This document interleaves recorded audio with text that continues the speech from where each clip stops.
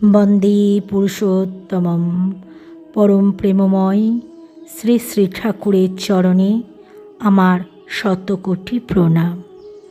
ইষ্টপ্রাণ দাদা মায়েদের আমার আন্তরিক জয়গুরু। মা মনমোহিনী দেবী খুবই বুদ্ধিমতী ও ধর্মপরায়ণা মহিলা।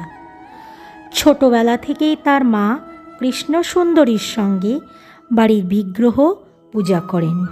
মনমোহিনী দেবীর বাবা রামেন্দ্র নারায়ণ চৌধুরী খুবই উদার প্রকৃতির লোক, মহাপণ্ডিত। তিনি কন্যাকে খুবই ভালোবাসেন। ঠাকুর দেবতার ওপর কন্যার ভক্তি শ্রদ্ধা দেখে মনে মনে খুবই প্রীতি হন, তাই আদরও করেন তাকে বেশি। কিন্তু জানেন না যে তার মেয়ে কি অসাধারণ গুণসম্পন্না। একদিন দুপুরবেলা মনমোহিনী দেবী নিত্য ঠাকুর বিগ্রহ পূজা না করে কখনো জল খান না। আজও তিনি তেমনি রাধা মদনমোহনের পুজোয় বসলেন। পুজো করতে বসে তার মন চলে গেছেন ভগবানের দিকে। চোখ বুজে ধ্যান করছেন তিনি। এমন সময় হঠাৎ তার ধ্যান ভেঙে গেল। তিনি তাকিয়ে দেখেন তার সেই রাধা মদনমোহন বিগ্রহ আসনে নেই। সেখানে আছেন এক দিব্যকান্তি মহাপুরুষ, দাড়ি গোপলা, এক শান্ত সৌম্য মূর্তি। মুখখানি জ্যোতিতে জ্বলজ্বল করছে, চারিদিক আলোকিত হয়ে উঠেছে। আর তার মাথার ওপর বড় বড় 4 অক্ষরে লেখা রাধা স্বামী। অক্ষরগুলো উজ্জ্বল আলোতে ঝকঝক করছে।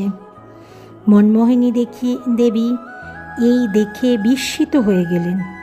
আশ্চর্য হয়ে ভাবতে লাগলেন, এ কি, রাধা মদনমোহন কোথায় গেলেন? ইনি কে? একে তো কোনো দিন দেখিনি। যতই দেখতে লাগলেন ততই যেন বিস্ময়ে অভিভূত হয়ে যেতে লাগলেন। কিন্তু 4টি অক্ষর মনে মনে উচ্চারণ করতে গিয়ে তার অদ্ভুত এক অনুভূতি, ভাষায় তা ব্যক্ত করা যায় না। মনমোহিনী দেবী এসে জানালেন তার বাবাকে। রামেন্দ্র নারায়ণও শুনে বিস্মিত হলেন। কিছুক্ষণ কি চিন্তা করে কন্যাকে বললেন, উনি হলেন তোমার ইষ্ট, আর অক্ষরগুলো হলো তোমার ইষ্ট মন্ত্র। আজ থেকে এরই আরাধনা করবে আর এই মন্ত্র জপ করবে।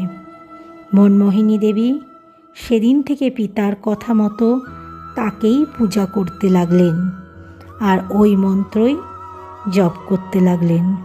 জয়গুরু। শান্তি শান্তি শান্তি।